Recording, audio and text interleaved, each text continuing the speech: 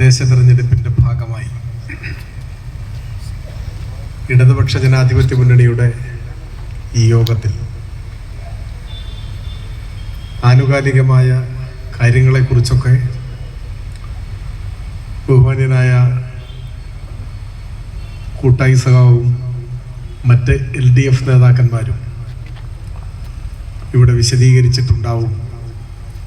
തുടർന്നും ഇടതുപക്ഷ ജനാധിപത്യ മുന്നണിയുടെ നേതാക്കന്മാരോട് സംസാരിക്കാനും ഉണ്ടാവും എന്നാണ് ഞാൻ കരുതുന്നത്. നമ്മുടെ നാട് ഒരിക്കൽ കൂടി തദ്ദേശ തെരഞ്ഞെടുപ്പിനെ നേരിടുകയാണ്. ഈ സമയത്ത് കേരളത്തിൽ പൊതുവായുണ്ടായ മഹത്തായ മുന്നേറ്റങ്ങളുടെയും വളർച്ചയുടെയും ഭാഗമായ ചില കാര്യങ്ങളാണ് ഞാൻ ഇങ്ങോട്ട് വരുമ്പോൾ ബഷീറാക്ക ഇവിടെ സംസാരിച്ചു കൊണ്ടിരുന്നത്. ആരോഗ്യരംഗത്തെ നമ്മുടെ നാട്ടിലുണ്ടായ മാറ്റത്തെക്കുറിച്ചാണ് അദ്ദേഹം സംസാരിച്ചത്. നമ്മൾ ഇന്ന് ലോകത്തിൻ്റെ മുഴുവൻ ശ്രദ്ധാകേന്ദ്രമായി മാറുന്നു എന്നതാണ് ഒരു പ്രത്യേകത. കേരളമെന്നാൽ ലോകത്തിൻ്റെ തന്നെ ശ്രദ്ധയാകർഷിക്കാൻ കഴിഞ്ഞ ഒരു നാടായി ഇതിനോടകം വളരാനായി എന്നതാണ് നമ്മുടെ പ്രത്യേകത. രാജ്യത്തിന് മാതൃകയാണ് കേരളം എന്ന് പറയാറുണ്ട്. രാജ്യത്തിന് മാത്രമല്ല, ചില രംഗങ്ങളിലെങ്കിലും ലോകത്തിന് തന്നെ വഴികാട്ടാൻ നമുക്കാവുന്നു എന്നതും കേരളത്തിൻ്റെ പ്രത്യേകതയാണ്. ഇപ്പോൾ നിങ്ങൾ നോക്കൂ, ഏതാനും ദിവസങ്ങൾക്ക് മുൻപ് പുറത്തു വന്ന ഒരു വാർത്ത നിങ്ങളെല്ലാം ശ്രദ്ധിച്ചിട്ടുണ്ടാവും എന്നാണ് ഞാൻ കരുതുന്നത്. ശിശുമരണ നിരക്കിൽ കേരളം അമേരിക്കയെ പുറകിലാക്കി എന്നതാണ് വാർത്ത. ഏതമേരിക്ക? ലോക മുതലാളിത്തത്തിൻ്റെ പറുദീസ എന്നറിയപ്പെടുന്ന അമേരിക്ക. മുതലാളിത്ത വളർച്ചയുടെയും വികസനത്തിൻ്റെയും സുഖസൗകര്യങ്ങളുടെയും ആഡംബരത്തിൻ്റെയും എല്ലാം അവസാന വാക്കായി പരിഗണിക്കപ്പെടുന്ന അമേരിക്കൻ ഐക്യനാടുകളെ നമ്മുടെ നാട് കേരളം ശിശുമരണ നിരക്കിൻ്റെ കാര്യത്തിൽ പുറകിലാക്കി എന്നതാണ് വാർത്ത. എന്താണ് ഈ ശിശുമരണ നിരക്ക്?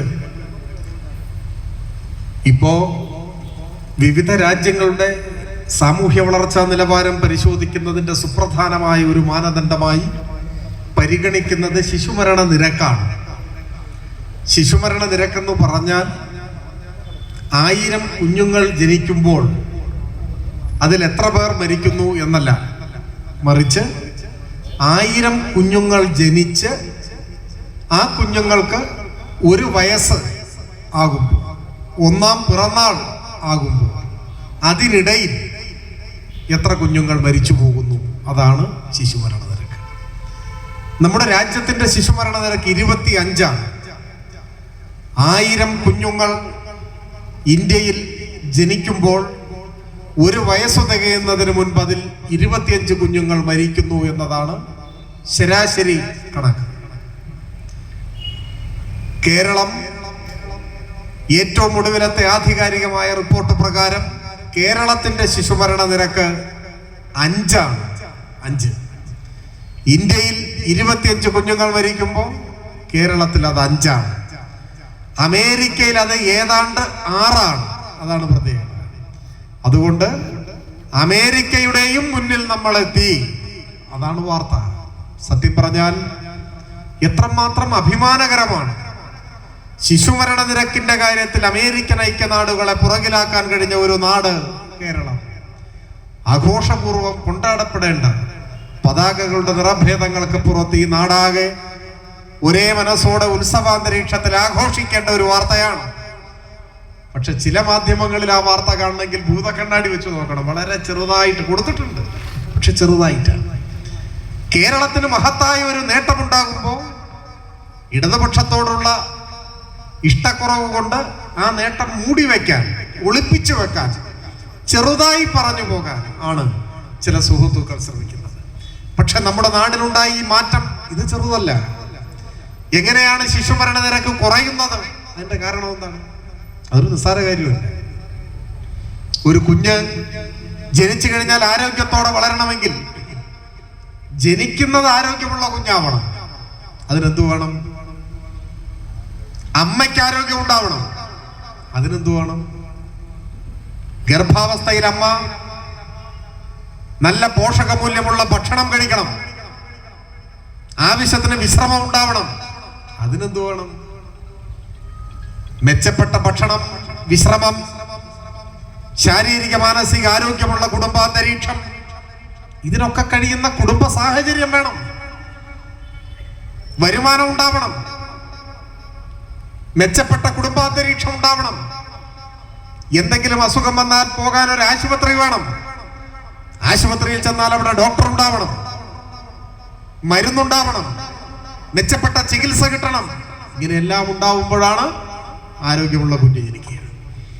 കുഞ്ഞ് ജനിച്ചു കഴിഞ്ഞാലോ കുഞ്ഞിന് സമീകൃത ആഹാരം കിട്ടണം. ആദ്യ മാസങ്ങളിലെല്ലാം നവജാത ശിശുവിന്റെ ആ സമീകൃത ആഹാരം അമ്മയുടെ മുലപ്പാലാണ്. അപ്പൊ മുലയൂട്ടാൻ കഴിയുന്ന ആരോഗ്യവതിയായിരിക്കണം അമ്മ. കുഞ്ഞിനെന്തെങ്കിലും അസുഖം വന്നാലും അടുത്ത ആശുപത്രിയും മെച്ചപ്പെട്ട ചികിത്സയും പരിചരണവും എല്ലാം ലഭിക്കണം. ഇതെല്ലാം കൂടി ചേരുമ്പോഴാണ് ശിശുമരണ നിരക്ക് കുറഞ്ഞിരിക്കുക. അതുകൊണ്ടാണ് ശിശുമരണ നിരക്കിനെ സാമൂഹ്യ വളർച്ചയുടെ ഒരു പ്രധാനപ്പെട്ട സൂചകമായി, ഒരു അടയാളമായി പരിഗണിക്കുന്നത്. അക്കാര്യത്തിൽ അമേരിക്കയെ പുറകിലാക്കാൻ കഴിഞ്ഞ മികവ് നമ്മുടെ കേരളം ആർജിച്ചു എന്നതാണ് ഏറ്റവും വലിയൊരു നേട്ടമായി ഇപ്പോൾ ഉയർന്നു വരുന്നത്. ശിശുമരണ നിരക്കിന്റെ കാര്യത്തിൽ മാത്രമല്ല, ഇതുപോലെ മാതൃമരണ നിരക്കൊക്കെ ഉണ്ട്. ഞാൻ ആ കണക്കിലേക്കൊന്നും ഇപ്പൊ പോകുന്നില്ല. ഇതെല്ലാം പോകട്ടെ, ഈ കേരളത്തിൽ ജനിക്കാനും വളരാനും കഴിഞ്ഞു എന്നതുകൊണ്ട് തന്നെ നമ്മളെല്ലാം ഒരർത്ഥത്തിൽ ഭാഗ്യവാന്മാരും ഭാഗ്യവതികളുമാണ്. നിങ്ങൾ എപ്പോഴെങ്കിലും ആലോചിച്ചിട്ടുണ്ടോ, നമ്മൾ ജനിച്ചത് ബീഹാറിലായിരുന്നെങ്കിലോ? അങ്ങനെ സങ്കല്പിക്കാം, എന്ത് വേണമെങ്കിലും നമുക്ക് സങ്കല്പിച്ചു. ഉത്തർപ്രദേശിലോ രാജസ്ഥാനിലോ ആയിരുന്നുവെങ്കിലോ? മറ്റേതെങ്കിലും ഒരു ഉത്തരേന്ത്യൻ പ്രദേശത്തായിരുന്നു നമ്മൾ ജനിച്ചു വളർന്നതിരുന്നതെങ്കിലോ? അങ്ങനെ ആയിരുന്നെങ്കിൽ നമ്മൾ ജീവിച്ചിരിക്കുമായിരുന്നതിനേക്കാൾ 5, 8, 10 കൊല്ലം കൂടുതൽ ജീവിക്കാനുള്ള അവസരമാണ് കേരളത്തിൽ ജനിച്ചത് കൊണ്ട് നമുക്ക് കൈവന്നത്. അതെന്താണ്? അതാണ് പ്രതീക്ഷിത ആയുസ്. ശരാശരി പ്രതീക്ഷിത ആയുസ്. ഒരു മനുഷ്യൻ സാധാരണഗതിയിൽ എത്ര കാലം ജീവിച്ചിരിക്കുമെന്നതിന്റെ ശരാശരി കണക്ക് പരിശോധിച്ചാൽ പല ഉത്തരേന്ത്യൻ സംസ്ഥാനങ്ങളെയും കേരളം വർഷങ്ങൾ കൂടുതലാണ് കേരളത്തിൽ ജനിച്ച ഒരാളുടെ പ്രതീക്ഷിത ആയുസ്. മറ്റെവിടെങ്കിലും ആയിരുന്നു ജനിച്ചിരുന്നതെങ്കിൽ ജീവിക്കുമായിരുന്നതിനേക്കാൾ വർഷങ്ങൾ കൂടുതൽ ഈ ഭൂമിയിൽ ജീവിക്കാൻ മലയാളികളാണ് എന്നതുകൊണ്ട് നമുക്ക് അവസരം കിട്ടുന്നു. ഇതെന്തുകൊണ്ടാണ് ഇങ്ങനെ സംഭവിക്കുന്നത്? ഇങ്ങനെ ആയിരുന്നില്ല മുൻപ്. ഇപ്പൊ കേരളം രൂപം കൊള്ളുന്ന സമയത്ത് എത്രയായിരുന്നു പ്രതീക്ഷിത ആയുസ് മലയാളിയുടെ? ഇപ്പോ എത്രയാണ്? ഇപ്പൊ 75 മലയാളിയുടെ ശരാശരി പ്രതീക്ഷിത ആയുസ്. ആരും തെറ്റിദ്ധരിക്കരുത്. എന്ന് വെച്ചാൽ കൃത്യം 75-ാമത്തെ വയസ്സിൽ മരിക്കുന്നൊന്നുമല്ല. ഇപ്പൊ വാഹനങ്ങളൊക്കെ ഒരുപാട് പെരുകി, അതും സാമൂഹ്യ വളർച്ചയുടെ ഭാഗമായിട്ടാണ്. അപ്പോൾ വാഹന അപകടങ്ങളുണ്ടായി. ഇന്നത്തെ പത്രം നോക്കിയാലും ബൈക്ക് അപകടം, 2 ആൾ മരിച്ചു എന്ന് വാർത്ത കണ്ട് നോക്കിയാൽ മരിച്ചാളുടെ പ്രായം 18 വയസ്സ് 19 വയസ്സൊക്കെ ആയിരിക്കും. അപ്പോൾ കുറെ കുട്ടികളൊക്കെ അങ്ങനെ അപകടങ്ങളിൽ, വാഹനാപകടങ്ങളിലൊക്കെ മരിക്കുന്നു. അത് അസുഖം വന്നിട്ടൊന്നുമല്ല. അപ്പൊ ഇതെല്ലാ മരണങ്ങളും കൂടി കൂട്ടി ശരാശരി തയ്യാറാക്കുമ്പോഴാണ് 75. അപ്പോ 80, 90, 100, 100-ന് മീതെയും ഒക്കെ ആരോഗ്യത്തോടു കൂടി തന്നെ ആളുകൾ ജീവിച്ചിരിക്കുന്ന നാടായി കേരളം മാറി. പക്ഷെ 1950-കളിൽ 1956 നവംബർ 1-നാണ് കേരളം പിറക്കുന്നത്. കേരള പിറവി. 1950-കളിൽ എത്രയായിരുന്നു കേരളത്തിന്റെ ശരാശരി പ്രതീക്ഷിത ആയുസ് മലയാളിയുടെ? നമ്മൾ അത്ഭുതപ്പെട്ടു പോകും. 45 വയസ്സായിരുന്നു. 45 വയസ്സ്. അക്കാലത്ത് 45 വയസ്സായ ഒരാൾ വന്നാൽ അയാളെ കാണുമ്പോൾ ഒരു വൃദ്ധൻ വരുന്നു എന്നാണ് പറയുക. ഒരു വൃദ്ധൻ. ഇപ്പൊ 45 വയസ്സായ ഒരാൾ നിങ്ങളുടെ ഇടയിൽ വിളിക്കുന്ന ഒരാളെ വൃദ്ധ എന്നാരെങ്കിലും വിളിക്കൂ? വിളിച്ചതേ ഓർമ്മയുണ്ടാവും. ഇപ്പൊ മാറി. ഇപ്പൊ 45, 55, 65 ഒന്നുമല്ല. ഇപ്പൊ 70 വയസ്സായ ഒരാൾ മുടി കറുപ്പിച്ചിട്ടാണ് വരുന്നതെങ്കിൽ, ഇപ്പൊ ആകെ പ്രായം അറിയാനുള്ള ഒരു മാർഗം മുടി വെളുപ്പോ കറുപ്പോ നോക്കലാണ്. അപ്പൊ മുടി കറുപ്പിച്ചിട്ടാണ് വരുന്നതെങ്കിൽ ഒരു ലക്ഷണമൊത്ത ചെറുപ്പക്കാരൻ, ചെറുപ്പക്കാരി, അങ്ങനെയല്ലേ കാണുക. മുടിയുടെ നിറമല്ലാതെ പ്രായത്തിൻ്റെതായ ഒരു അടയാളവും മുഖത്തില്ല. 75-ാം വയസ്സിലും ചെറുപ്പമാണ്. ഇതാണ് കേരളം. ഇതെങ്ങനെ ഇങ്ങനെയായി? ഇത് പെട്ടെന്നൊരു സുപ്രഭാതത്തിൽ ഉണ്ടായതല്ല. 45 വയസ്സ് ശരാശരി പ്രതീക്ഷിതായുസ് ഉണ്ടായിരുന്ന ഒരു നാട് 75ലേക്ക് വളർന്നു. ഇപ്പൊ അമേരിക്കയുടെ അടുത്തെത്തി നമ്മൾ. ഇങ്ങനെ കാര്യങ്ങൾ പോയാൽ വൈകാതെ ഇതിലും നമ്മൾ അമേരിക്കയെ മറികടക്കും. എങ്ങനെയാണ് ഇത് മാറിയത്?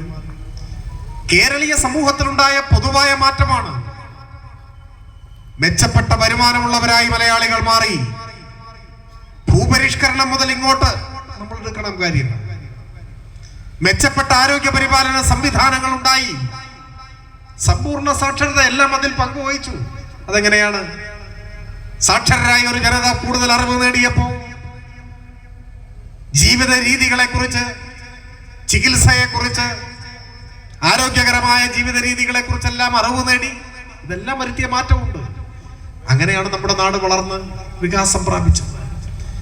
ഇങ്ങനെ ലോകത്തിന്റെ തന്നെ ശ്രദ്ധയെ ആകർഷിക്കും വിധം ഈ രംഗങ്ങളിലെല്ലാം വളർന്ന് മുന്നേറാൻ നമുക്ക് പറ്റി. നമ്മളിപ്പോ മത്സരിക്കുന്നത് അമേരിക്കയുമായി, സ്കാൻഡിനേവിയൻ രാജ്യങ്ങളുമായി ഒക്കെയാണ് നമ്മൾ മത്സരിക്കുന്നത്. അതോടൊപ്പം വൻകിട പദ്ധതികൾ കേരളത്തിൽ വന്നത് എത്രയാണ്. രാജ്യത്തിന് പല കാര്യങ്ങളിലും നമ്മൾ മാതൃക കാണിക്കുന്നു. ഇന്ത്യയിലെ ആദ്യത്തെ ഡിജിറ്റൽ യൂണിവേഴ്സിറ്റി കേരളത്തിൽ ആരംഭിച്ചു. ഇന്ത്യയിൽ ആദ്യത്തെ ടെക്നോ പാർക്ക് LDF ഗവൺമെന്റിന്റെ കാലത്ത് മുൻപ് തിരുവനന്തപുരത്ത് കഴക്കൂട്ടത്ത് ആരംഭിച്ചു. 10,000-കണക്കിന് ആളുകൾ, ലക്ഷത്തിന് മുകളിൽ ആളുകൾ അവിടെ ജോലി ചെയ്യണം. ഇന്ത്യയിൽ ആദ്യത്തെ ടെക്നോ പാർക്കാണ്. LDF ഗവൺമെന്റാണ് ആരംഭിച്ചത്. ഇന്ത്യയിലെ ആദ്യത്തെ ടെക്നോ പാർക്ക് ആരംഭിച്ച LDF ഇപ്പോ ഇന്ത്യയിലെ ആദ്യത്തെ ഡിജിറ്റൽ യൂണിവേഴ്സിറ്റി ആരംഭിച്ചു. ലോക ശ്രദ്ധയാകർഷിച്ച കേരളത്തിലെ ആദ്യത്തെ അഡ്വാൻസ്ഡ് വൈറോളജി ഇൻസ്റ്റിറ്റ്യൂട്ട് കോവിഡ് മഹാവ്യാധി വന്നപ്പോ നാം പഠിച്ച പാഠമാണ്. കേരളത്തിന് സ്വന്തമായി ഇപ്പോൾ വൈറോളജി ഇൻസ്റ്റിറ്റ്യൂട്ട്. ഇന്ത്യയിലെ ആദ്യത്തെ വാട്ടർ മെട്രോ കൊച്ചിയിൽ. ലക്ഷക്കണക്കിന് ആളുകൾ ഇപ്പോൾ അതുവഴി യാത്ര ചെയ്തുകൊണ്ടിരിക്കുന്നു. കേന്ദ്ര സർക്കാർ, ഇന്ത്യയുടെ പ്രധാനമന്ത്രിയൊക്കെ കൊച്ചി വാട്ടർ മെട്രോയെ കുറിച്ച് മനസ്സിലാക്കി. ഇപ്പൊ പുറത്തു വരുന്ന വാർത്ത, കൊച്ചി വാട്ടർ മെട്രോയെ മാതൃകയാക്കി ഇന്ത്യയിലെ 20 നഗരങ്ങളിൽ ജല മെട്രോ ആരംഭിക്കാൻ കേന്ദ്ര സർക്കാർ ആലോചിക്കുന്നു. ഇതാണ് വാർത്ത. അവരാലോചിക്കുന്നതിന് പോലും മുൻപ് യാഥാർത്ഥ്യമാക്കി മാറ്റിയ നാടാണ് ഈ കേരളം. നമ്മളിൽ നിന്നാണ് പാഠം പഠിക്കുന്നത്, പുതിയ മാതൃകകൾ കണ്ടു മനസ്സിലാക്കുന്നത്. അതാണ് കേരളം. K-ഫോൺ, ഇന്റർനെറ്റ് ഡിവൈഡ് ഇല്ലാതാക്കുന്ന ലോകത്തിലെ ആദ്യത്തെ നടപടി. അത് പൂർണ്ണ തോതിലായിട്ടില്ല, പക്ഷേ 1 ലക്ഷം കുടുംബങ്ങൾക്ക് ഇപ്പൊ കണക്ഷൻ കൊടുത്തു കേരളത്തിൽ. BPL കുടുംബങ്ങൾക്ക് സൗജന്യം. വരും നാളുകളിൽ നമ്മുടെയൊക്കെ വീടുകളിൽ K-ഫോൺ വഴിയുള്ള ഇന്റർനെറ്റ് കണക്ഷൻ എടുക്കാൻ നമുക്ക് കഴിയും. ഈ കാലത്ത് ആരും ഇന്റർനെറ്റ് എന്തിനാണ് എന്ന് ചോദിക്കില്ല. സ്കൂളിലും കോളേജിലും പഠിക്കുന്ന കുട്ടികൾക്ക് പഠനാവശ്യത്തിന് ഇന്റർനെറ്റിന്റെ സേവനം ആവശ്യമായി വരുന്ന കാലമാണ്. അപ്പൊ അതിന് BPL കുടുംബങ്ങളിലുള്ളവർ കാശ് മുടക്കണ്ട, സർക്കാർ വക ഫ്രീ. ലോകത്തിൽ ആദ്യത്തെ സംഭവം. BPL അല്ല, APL ആണെങ്കിലും ചുരുങ്ങിയ നിരക്കിൽ ഇന്റർനെറ്റ് സേവനങ്ങൾ ലഭ്യമാണ്. ഈ പദ്ധതി ആവിഷ്കരിച്ചപ്പോഴാണ് ബ്രിട്ടനിലെ ദ ഗാർഡിയൻ എന്ന ദിനപത്രം കേരളത്തിലെ K-ഫോൺ പദ്ധതിയെ പ്രശംസിച്ചുകൊണ്ട് ദീർഘമായ ഒരു ലേഖനം പ്രസിദ്ധീകരിച്ചു. ആ ലേഖനത്തിനൊടുവിൽ ബ്രിട്ടീഷ് ഗവൺമെന്റിനോട് ഗാർഡിയൻ ദിനപത്രം ഒരു അഭ്യർത്ഥന നടത്തുന്നു. അതിങ്ങനെയാണ്: ഇന്റർനെറ്റ് ഡിവൈഡ് ഇല്ലാതാക്കാൻ കേരളത്തെ മാതൃകയാക്കി പദ്ധതികൾ ആവിഷ്കരിക്കാൻ ബ്രിട്ടീഷ് സർക്കാർ തയ്യാറാവണം എന്നാണ്. നിങ്ങൾ ആലോചിച്ച് നോക്കൂ, കാലം പോയ പോക്ക്. 190 സംവത്സരങ്ങൾ നമ്മുടെ രാജ്യത്തെ അടക്കി വാണ ബ്രിട്ടീഷ് സാമ്രാജ്യത്വത്തോട് ബ്രിട്ടനിലെ പ്രശസ്തമായ ഒരു ദിനപത്രം കേരളത്തെ ചൂണ്ടിക്കാണിച്ചുകൊണ്ട് നിങ്ങൾ കേരളത്തെ മാതൃകയാക്കൂ എന്ന് പറയുകയാണ്. ഇതിനേക്കാൾ അഭിമാനകരമായ ഒരു നേട്ടം മറ്റെന്താണുള്ളത്? ലോകം മുഴുവൻ കേരളത്തിന്റെ ഈ മികവ്, വിവിധ രംഗങ്ങളിലെ മികവ് ചർച്ച ചെയ്യുകയാണ്. ഇത്തരം വൻകിട പദ്ധതികൾ മാത്രമല്ല, ഇപ്പോ മൺമറഞ്ഞു പോയി എന്ന് കരുതിയ വികസന പദ്ധതികൾ പുതുജീവൻ നേടി.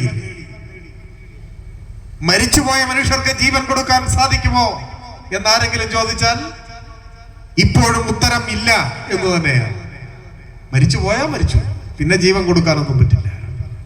എന്നാൽ മരിച്ചുപോയ വികസന പദ്ധതികൾക്ക് ജീവൻ നൽകാനാകുമോ എന്ന് ചോദിച്ചാൽ മരിച്ചു മണ്ണടിഞ്ഞു പോയ പദ്ധതികൾക്കും പുതുജീവൻ പകർന്നു നൽകുന്ന ജാലവിദ്യ നടന്ന നാടാണ് ഈ പിണറായി വിജയന്റെ കേരളം എന്ന് ലോകത്തിന്റെ മുന്നിൽ ധീരമായ അഭിമാനത്തോടെ പറയാൻ നമുക്കാവും. ഇത് ആലങ്കാരികമായി പറയുന്നതല്ല. ദേശീയപാതാ വികസനം നോക്കൂ. ബഹുമാന്യനായ ഉമ്മൻചാണ്ടി മുഖ്യമന്ത്രിയായിരുന്ന ഘട്ടത്തിൽ അസാധ്യം, അപ്രായോഗികം എന്ന് ഫയലിൽ എഴുതി തീർപ്പാക്കി ഉപേക്ഷിച്ച പദ്ധതിയായിരുന്നു national highway authority of India. ആപ്പീസ് അടച്ചുപൂട്ടി ഡൽഹിയിലേക്ക് വണ്ടി കയറി ഉപേക്ഷിച്ചു പദ്ധതി. കേരളത്തിൽ ദേശീയപാതാ വികസനം അസാധ്യം. 2016 LDF ഗവൺമെന്റ് വന്നു. ഇപ്പോഴോ 7000 കോടിയോളം രൂപ കേരളത്തിന്റെ ഖജനാവിൽ നിന്ന് മുടക്കിയാണ് കാസർകോട്ട് മുതൽ തിരുവനന്തപുരം വരെ അതിലെ ഗണ്യമായ ഒരു ദൂരം കടന്നു പോകുന്നത് നമ്മുടെ ജില്ലയിലൂടെയാണ്. ദേശീയപാത 2 സർവീസ് റോഡുകൾ കൂടി ചേർന്നാൽ 8 വരി പാത. മലയാളിയുടെ യാത്രാ സങ്കല്പങ്ങളിൽ മഹാവിപ്ലവം.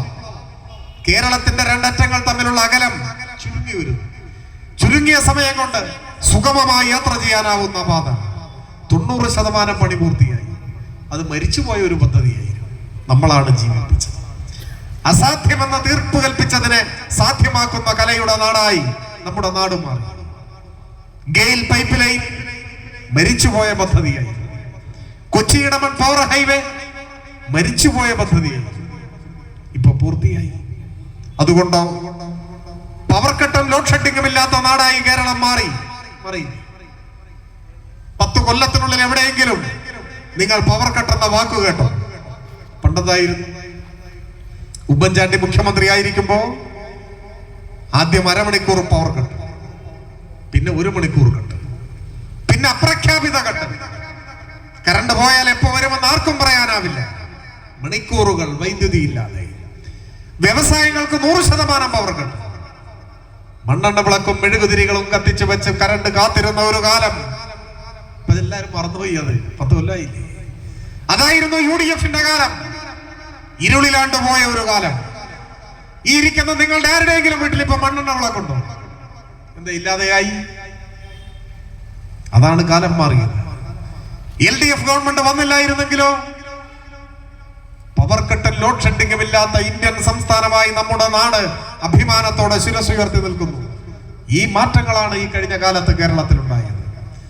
ഇതിനോടെല്ലാം ചേർത്ത് വെച്ച് വായിക്കേണ്ടതാണ് വൻകിട വികസന പദ്ധതികളോടൊപ്പം ദേശീയപാതാ വികസനം, മലയോര ഹൈവേ, തീരദേശ ഹൈവേ, വാട്ടർ മെട്രോ, വിഴിഞ്ഞം പോർട്ട്, K-ഫോൺ, ഗെയിൽ ഇങ്ങനെയുള്ള വൻകിട പദ്ധതികളോടൊപ്പം സാധാരണക്കാരായ മനുഷ്യരുടെ ജീവിതത്തിൽ ആശ്വാസമായി മാറിയ ക്ഷേമ പദ്ധതി.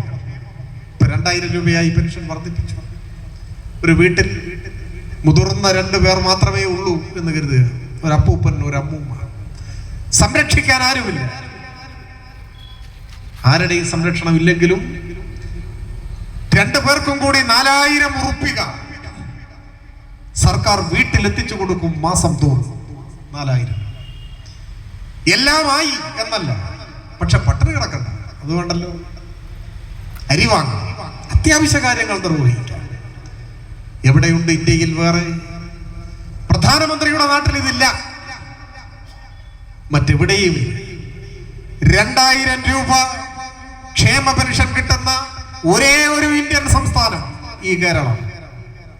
BJPയോ കോൺഗ്രസോ ഭരിക്കുന്നിടത്ത് ഈ സമ്പ്രദായമില്ല. 62 ലക്ഷം മനുഷ്യർക്കാണ്. 62 ലക്ഷം. ഇപ്പോ ഇതിന്റെ അനുബന്ധമായി സർക്കാർ തീരുമാനിച്ചിരിക്കുന്നു വീട്ടമ്മമാർക്ക് പെൻഷൻ 35 വയസ്സ് മുതൽ മുകളിലോട്ട്. അപ്പൊ ചില വീട്ടമ്മമാർ പറയുന്നു ഇതിന് പെൻഷൻ എന്ന് പറയാൻ പാടില്ല, കാരണം എന്താണ്, ഞങ്ങൾ പെൻഷൻ പറ്റാനൊന്നും ആയിട്ടില്ല, 35 വയസ്സ് മുതലാണ് ഇത് കൊടുക്കുന്നത്. ശരിയാണ്. അപ്പൊ അതിന്റെ പേരിപ്പോ മാറ്റിയാലോ എന്നാണ് സർക്കാർ ആലോചിക്കുന്നത്. പെൻഷൻ എന്ന് പറയണ്ട, പകരം അലവൻസ് എന്നോ മറ്റോ പറയാം. ചരിത്രത്തിൽ ആദ്യമായി രാജ്യത്തെവിടെയും കേട്ടുകേൾവി, മാസം തോറും 35 കഴിഞ്ഞാൽ വീട്ടമ്മമാർക്ക് സർക്കാരിന്റെ ധനസഹായം അതാണ് പ്രഖ്യാപിച്ചിരിക്കുന്നത്. ഞാനൊരു കണക്ക് വായിച്ചത് 33 ലക്ഷത്തോളം മറ്റോ ആളുകൾ ഇതിന് അർഹരായി മാറും. ഇത് നടപ്പാക്കുമ്പോ അത്രയും വീട്ടമ്മമാർക്ക് ഇതിന്റെ സേവനം ലഭിക്കും എന്നാണ്. എന്തിനാണ് വീട്ടമ്മമാരെ പ്രത്യേകമായി പരിഗണിച്ചത്? ഇവിടെ ഇപ്പൊ കുറെ വീട്ടമ്മമാരിരിക്കുന്നുണ്ട്. പലപ്പോഴും വീട്ടമ്മമാരെയൊക്കെ പരിചയപ്പെടുമ്പോൾ എന്ത് ചെയ്യുന്നു എന്ന് ചോദിച്ചാൽ ഒട്ടൊരു സങ്കോചത്തോടെ ജോലിയൊന്നുമില്ല സഖാവേ, ഞാൻ ഹൗസ് വൈഫാണ് എന്ന് പറഞ്ഞവരെ ഞാൻ ഓർമ്മിക്കുന്നു. എത്രയോ പേർ അങ്ങനെയാണ് പറയുക. ജോലിയൊന്നുമില്ല സഖാവേ, ഞാൻ ഹൗസ് വൈഫാണ്. പുരുഷന്മാരെയാണെങ്കിലും പരിചയപ്പെടുമ്പോ വൈഫ് എന്ത് ചെയ്യുന്നു എന്ന് ചോദിച്ചാൽ ഇതേ മറുപടിയാണ്, ഓൾക്ക് ജോലിയൊന്നുമില്ല, ഹൗസ് വൈഫാണ്. ഈ ഹൗസ് വൈഫാണ് വീട്ടമ്മ. ജോലിയൊന്നുമില്ല എന്ന് പറഞ്ഞാൽ എന്താ അർത്ഥം? രാവിലെ ഉറക്കം ഉണർന്ന് എഴുന്നേൽക്കുന്നു, ജോലിയൊന്നും ഇല്ലാത്തതുകൊണ്ട് വെറുതെ എങ്ങനെ ഇരിക്കും, എന്നിട്ട് ബ്രേക്ക്ഫാസ്റ്റ് കഴിക്കും, പിന്നെ വെറുതെ ഇരിക്കും, ലഞ്ച് കഴിക്കും. അങ്ങനെയാണോ? അങ്ങനെ ഏതെങ്കിലും വീട്ടമ്മയുണ്ടോ? ജോലിയൊന്നും ഇല്ല എന്ന് പറയുന്നത് ഉദ്ദേശിക്കുന്നത് സർക്കാരിന്റെ ശമ്പളം കിട്ടുന്ന പണിയില്ല എന്നുള്ളതാണ്. എന്നാൽ വീട്ടമ്മമാർ ചെയ്യുന്ന ജോലി എത്രയാണ്? കേരളത്തിൽ ഏറ്റവും കൂടുതൽ അധ്വാനിക്കുന്ന ജനവിഭാഗം ഏതെങ്കിലും ഫാക്ടറിയിൽ ജോലി ചെയ്യുന്ന തൊഴിലാളിയല്ല, വീട്ടമ്മയാണ്. കേരളത്തിലെ വീടുകളിൽ ആദ്യം ഉറക്കമുണർന്നെഴുന്നേൽക്കുന്നതും ഏറ്റവും അവസാനം ഉറങ്ങാൻ കിടക്കുന്നതും വീട്ടമ്മയാണ്. ഉറക്കമുണർന്നെഴുന്നേൽക്കുന്ന ഒരു വീട്ടമ്മയുടെ ദിനചര്യ തുടങ്ങുന്നത് തന്നെ എങ്ങനെയാണ്? വീടും പരിസരവും അടിച്ചുവാരി വൃത്തിയാക്കാത്ത ഏതെങ്കിലും ഒരു വീട്ടമ്മ കേരളത്തിൽ, പ്രത്യേകിച്ച് നാട്ടിൻപുറങ്ങളിലുണ്ട്? ഇല്ല. അതൊരു ജോലിയാണ്. എന്ത് ജോലി? പബ്ലിക് സർവീസ് കമ്മീഷൻ പരീക്ഷ നടത്തി ഇന്റർവ്യൂ ചെയ്ത് അഡ്വൈസ് മെമ്മോ കൊടുത്ത് നിയമനം കൊടുക്കുന്ന ശമ്പള സ്കെയിലുള്ള ഒരു ജോലിയാണ് പാർട്ട് ടൈം സ്വീപ്പർ. അടിച്ചുവാരി വൃത്തിയാക്ക ഒരു ജോലി. രാവിലെ ഉണർന്നാൽ ഉടനെ ഒരു ജോലി ചെയ്തു. ഭക്ഷണം പാചകം ചെയ്യാത്ത ഏതെങ്കിലും വീട്ടമ്മയുണ്ട്, അത് വേറൊരു ജോലിയാണ്. കുക്ക്, അതിന് ശമ്പള സ്കെയിൽ വേറെയാണ്, PSC ജോലിയാണ്. കുടുംബാംഗങ്ങളുടെ തുണി അലക്കാത്ത ഏതെങ്കിലും വീട്ടമ്മയുണ്ട്, അത് മറ്റൊരു ജോലിയാണ്. ഡോബി, അലക്കുകാരൻ, അലക്കുകാരി, അതൊക്കെ പ്രത്യേക സ്കെയിലാണ്. വീട്ടിൽ കുട്ടികളുണ്ട്, സ്കൂളിൽ പഠിക്കുന്ന കുട്ടികളുണ്ടെങ്കിൽ അവരെ പഠന കാര്യങ്ങളിൽ സഹായിക്കുന്നത്, അന്വേഷിക്കുന്നത് ആരാണ്? അത് സംശയം ഉണ്ടെങ്കിൽ ഇവിടെ ഇരിക്കുന്ന പുരുഷന്മാരായ രക്ഷിതാക്കളോട് മകൻ അല്ലെങ്കിൽ മകൾ ഏത് ക്ലാസ്സിലാണ് പഠിക്കുന്നത് നിങ്ങൾ ചോദിച്ചു നോക്ക്. പെട്ടെന്ന് ചോദിക്കണം, 6-ലാണോ അതോ 7-ലാണോ? ചെറിയൊരു സംശയം. അതേസമയം വീട്ടമ്മമാരോട് ചോദിച്ചു നോക്കൂ, ഏത് ക്ലാസ്, ഏത് ഡിവിഷൻ, ഏത് ടീച്ചറാണ് കുട്ടിക്ക് ഏറ്റവും ഇഷ്ടമുള്ള ടീച്ചർ, എല്ലാം ഹൃദയസ്ഥമായി. ആ കാര്യങ്ങളെല്ലാം അവരാണ് ശ്രദ്ധിക്കുക. ഒരാൾ വീട്ടിൽ കിടപ്പിലായിപ്പോയി, പരിചരിക്കുന്നത് ആരാണ്? ഒരു നഴ്സിന്റെ ജോലി. ഇതെല്ലാം ചെയ്യുന്നത് വീട്ടമ്മയാണ്. പക്ഷെ ഇങ്ങനെ പണിയെടുത്ത് നടുവൊടിഞ്ഞാലും ജോലിയൊന്നുമില്ല, ഹൗസ് വൈഫാണ് എന്നാണ് പറയുക. അതെന്തുകൊണ്ടാണ്? പുരുഷാധിപത്യ സമൂഹം സ്ത്രീയെ അങ്ങനെ പാകപ്പെടുത്തിയെടുത്തു. ഈ പണിയൊന്നും ഒരു പണിയല്ല എന്ന ബോധമാണ് നമ്മുടെ സമൂഹത്തെ നയിക്കുന്നത്. അതുകൊണ്ട് പണിയെടുത്ത് നടുവൊടിഞ്ഞാലും എങ്ങും മാനിക്കപ്പെടാത്ത ജോലിയായി വീട്ടമ്മമാരുടെ ജോലി തുടരുകയും കേരളത്തിലെ വീടുകളെ നിലനിർത്തുന്നത് വീട്ടമ്മമാരാണ്. നിങ്ങൾ ആലോചിച്ച് നോക്ക്, ഹൗസ് ഹസ്ബൻഡ് എന്നൊരു പ്രയോഗമുണ്ട്. ഗവൺമെന്റ് ജോലി ഇല്ലാത്ത പുരുഷന്മാർ എത്ര പേരുണ്ട്? അവർ പറയോ, സഹാബ് എനിക്ക് ജോലിയൊന്നുമില്ല, ഞാൻ വീട്ടച്ഛനാണ് എന്ന് പറയും. അങ്ങനെയില്ല, അങ്ങനെ ഒരു വാക്കില്ല, ഇംഗ്ലീഷിലും ഇല്ല, മലയാളത്തിലും ഇല്ല. അത് പുരുഷാധിപത്യ സമൂഹത്തിന്റെ ഒരു ദൗർബല്യമാണ്. അപ്പോ ഈ കാലം സമൂഹം കാണാതിരുന്ന, മാനിക്കാതിരുന്ന അധ്വാനം, വീട്ടമ്മമാരുടെ അധ്വാനം, കേരളത്തിന്റെ സമൂഹത്തെ, കുടുംബ ബന്ധങ്ങളെയൊക്കെ നിലനിർത്തുന്നതിൽ നിർണായകമായ വീട്ടമ്മമാർ, ആ അധ്വാനത്തെ ചരിത്രത്തിൽ ആദ്യമായി തിരഞ്ഞെടുക്കപ്പെട്ട ഒരു സർക്കാർ വിലമതിക്കുന്നു. ചരിത്രത്തിൽ ആദ്യമായി വിപ്ലവകരമായ ഒരു തീരുമാനമെടുക്കുന്നു. പതിറ്റാണ്ടുകളായി വിലമതിക്കപ്പെടാതെ പോയ, അടിച്ചമർത്തപ്പെട്ട കേരളത്തിലെ വീട്ടമ്മമാർക്ക് സർക്കാർ ഖജനാവിൽ നിന്ന് മാസം തോറും അവർക്ക് അലവൻസ് കൊടുക്കണം, ധനസഹായം കൊടുക്കണം എന്ന് തീരുമാനിച്ചിരിക്കുകയാണ്. നിങ്ങളൊക്കെ ഇനി ഒരർത്ഥത്തിൽ ശമ്പളം കിട്ടുന്നവരായി മാറുകയാണ്. ചെറിയ മാറ്റം. സ്ത്രീകളുടെ സർക്കാരാണ് കേരളത്തിലെ സർക്കാർ, വീട്ടമ്മമാരുടെ സർക്കാർ. ഇന്ത്യയിലെ ആദ്യത്തെ നടപടിയാണ്, വേറെവിടെയും ഉണ്ടായിട്ടില്ല. 10-33 ലക്ഷം പേർ അതിന്റെ ഗുണഭോക്താക്കളായി മാറും എന്നാണ് കണക്കാക്കുന്നത്. അവിടെ അവസാനിക്കുന്നില്ല. അഭ്യസ്ത വിദ്യരായ യുവതി യുവാക്കൾ, ചെറുപ്പക്കാർക്ക് എന്ത് പെൻഷൻ എന്നാലും ഡിഗ്രി ഒക്കെ കഴിഞ്ഞു, ജോലി ആയിട്ടില്ല. ജോലി കിട്ടുന്നത് വരെ അവർക്കൊരു സ്റ്റൈപ്പൻഡ് നൽകണം എന്നാണ് സർക്കാർ തീരുമാനിച്ചത്. ഏതാണ്ട് 8 ലക്ഷത്തോളം പേർ അതിനും അർഹരായി മാറും അത്രേ. അപ്പൊ മൊത്തം നോക്കിയാൽ 1 കോടിയിൽ പരം മലയാളികൾ നേരിട്ട് സർക്കാരിന്റെ ധനസഹായത്തിന് അർഹരായി മാറുന്ന നാടായി കേരളം മാറും. എന്ന് വെച്ചാൽ മംഗലത്ത് അങ്ങാടിയിലേക്ക് ഇറങ്ങിയാൽ നിങ്ങൾ കണ്ടുമുട്ടുന്ന മനുഷ്യരിൽ 4 ആളെ കണ്ടാൽ അതിലൊരാൾ, ചുരുങ്ങിയതൊരാൾ, സർക്കാരിന്റെ ധനസഹായം കൈപ്പറ്റുന്ന ആളായിരിക്കും എന്നതാണ്. ആകെ ജനസംഖ്യയുടെ 25%-ലധികം, 30%-ഓളം ആളുകൾ സർക്കാരിന്റെ ക്ഷേമ പദ്ധതികളുടെ ഗുണഭോക്താക്കളായി മാറുന്ന ഒരുപക്ഷെ ലോകത്തിലെ ഒരേ ഒരു പ്രദേശമായി നമ്മുടെ കേരളം മാറുന്നു. അതാണ് LDF ഗവൺമെന്റിന്റെ കീഴിലുള്ള കേരളത്തിന്റെ വളർച്ച മാറ്റം. ഈ രൂപത്തിൽ നമ്മുടെ സമൂഹത്തിൽ മാറ്റങ്ങൾ ഉണ്ടാവുകയും ലോകോത്തരമായ നേട്ടങ്ങൾ നമ്മൾ ആർജിക്കുകയും ചെയ്യും. ഇത് കൂടുതൽ ശക്തിപ്പെടണം, ഇനിയും കൂടുതൽ കരുത്തോടെ നാട് മുന്നേറണം എന്നത് കക്ഷി രാഷ്ട്രീയത്തിന്റെ അതീതമായി ഉയർന്നു വരുന്ന ഒരാഗ്രഹമാണ്. ഇപ്പൊ UDF ആയിരുന്നു കേരളത്തിൽ അധികാരത്തിലെങ്കിലോ നിങ്ങൾ ആലോചിച്ചു, 600 രൂപ ഉള്ള പെൻഷൻ കൊടുക്കാതെ പിടിച്ചു വെച്ച് അവസാനിപ്പിച്ചവരാണ്. എന്താകുമായിരുന്നു സ്ഥിതി? കേരളം ഇന്ന് കാണും പോലെ ആയിരിക്കില്ല. നമ്മുടെ നാട് തകർന്ന് ശിഥിലമായി പോയത്. 10 കൊല്ലം പഴക്കമുണ്ട് UDF ഭരണത്തിന്റെ ഓർമ്മകൾ എന്നതുകൊണ്ടാണ് പലരുടെയും മനസ്സിൽ ഇപ്പോൾ ആ കാലമില്ലാത്തത്. ചേരിപ്പോരും തമ്മിൽ തല്ലും കുതികാൽ വെട്ടും അഴിമതിയും അരാജകത്വവും ഈ നാടിന്റെ അന്തസ്സിനെ പാതാളത്തോളം ഇടിച്ചു താഴ്ത്തിയ ഒരു ഭൂതകാലം കൂടെ ഉണ്ടായിരുന്നു. അവിടെ നിന്നാണ് ശാപമോക്ഷം നേടി 2016-ൽ ഒരു പുതിയ യുഗം പിറന്നത്. അതിനുശേഷമാണ് കേരളം മുൻപോട്ട് വന്നത്.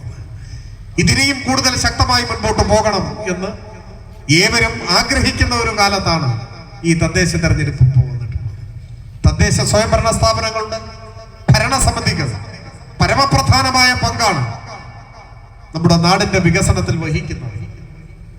ഇപ്പോ മംഗലം പഞ്ചായത്ത് LDF ആയിരുന്നു എങ്കിൽ ഇന്ന് കാണുന്നതിനേക്കാൾ എത്രമാത്രം സർക്കാരിന്റെ വികസന പ്രവർത്തനങ്ങളെ ഈ മണ്ണിൽ അനുഭവവേദ്യമാക്കി മാറ്റുമായിരുന്നു. ഇപ്പൊ വീടില്ലാത്തവർക്കെല്ലാം വീട് കൊടുക്കുന്നൊരു പദ്ധതി, ലൈഫ് ഭവന പദ്ധതികൾ മുമ്പും വന്നിട്ടുണ്ട്. പക്ഷെ സമ്പൂർണ്ണ പാർപ്പിട പദ്ധതി ആദ്യത്തെ. ഇതിനോടകം 4,71,000 പേർക്ക് വീട് നിർമ്മിച്ചു കൊടുത്തു. ഒരു സർവകാല റെക്കോർഡാണ്. 1,27,000 വീടുകളുടെ നിർമ്മാണം നടന്നുകൊണ്ടേയിരിക്കുന്നു. അതുകൂടി പൂർത്തിയാകുമ്പോൾ ഏതാണ്ട് 6 ലക്ഷം. കൈമാറിയ വീടുകളുടെ കണക്ക് പരിശോധിച്ചാൽ 2016 മുതൽ ഇങ്ങോട്ടുള്ള ദിവസങ്ങളുടെ എണ്ണം കൊണ്ട് ഹരിച്ചാൽ ഏതാണ്ട് ഒരു 140-നടുത്ത് വരും.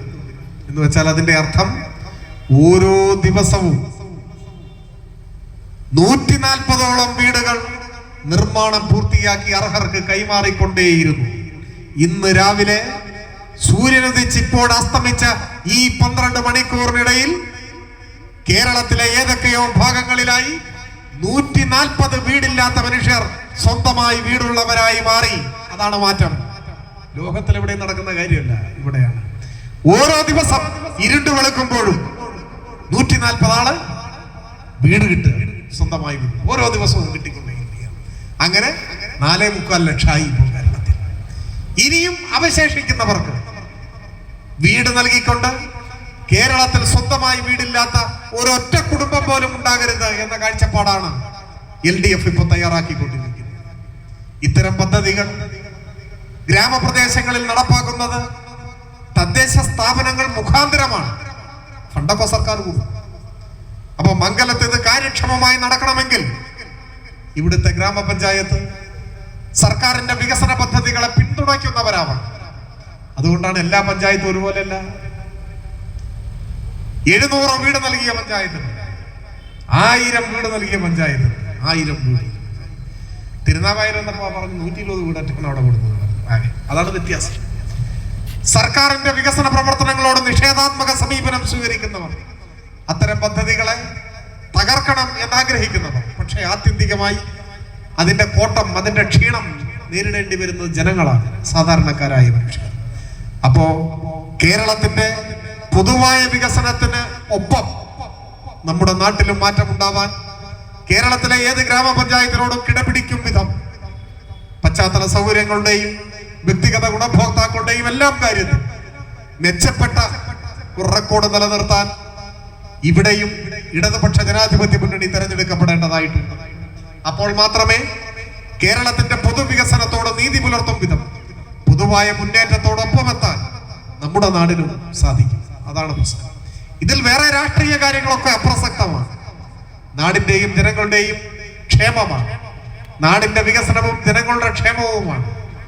എല്ലാ ഭരണ സംവിധാനങ്ങളും ഏറ്റവും പ്രധാനപ്പെട്ടതായി പരിഗണിക്കേണ്ടതും നടപ്പാക്കേണ്ട പദ്ധതികൾ ആവിഷ്കരിക്കുമ്പോൾ മനസ്സിലുണ്ടാവേണ്ട കാഴ്ചപ്പാടും അതാണ്. നാടിന്റെ വികസനം, ജനങ്ങളുടെ ക്ഷേമം. അതിന് പ്രതിജ്ഞാബദ്ധതയോടെ സമർപ്പിത മനസ്സോടെ പ്രവർത്തനങ്ങൾ ഏറ്റെടുത്തത് കൊണ്ടാണ് ലോകത്തിന്റെ മുഴുവൻ ആദരവ് നേടാൻ കേരളത്തിന് സാധിച്ചത്. ലോകത്തിന്റെ നെറുകയിലെത്താൻ, ചില രംഗങ്ങളിലെങ്കിലും ഒന്നാമതെത്താൻ കേരളത്തിന് സാധിച്ചത്. അതുകൊണ്ട് തന്നെ എന്തോ വില കൊടുത്തു ഈ മംഗലം പഞ്ചായത്തിൽ ഇടതുപക്ഷ ജനാധിപത്യ മുന്നണിയുടെ നേതൃത്വത്തിലുള്ള ഒരു ഭരണസമിതി അധികാരത്തിലെത്തും, എത്തിയേ തീരൂ എന്ന ആത്മവിശ്വാസത്തോടെ ഉറപ്പിച്ച് ഈ തിരഞ്ഞെടുപ്പ് പ്രചരണ രംഗത്തേക്ക് കടന്നു വന്നവരാണ് നിങ്ങൾ എന്നാണ് നിങ്ങളുടെ കണ്ണുകളിലെ ആത്മവിശ്വാസത്തിന്റെ തിളക്കം കാണുമ്പോൾ ഞാൻ ഊഹിക്കുന്നത്, പ്രതീക്ഷിക്കുന്നത്.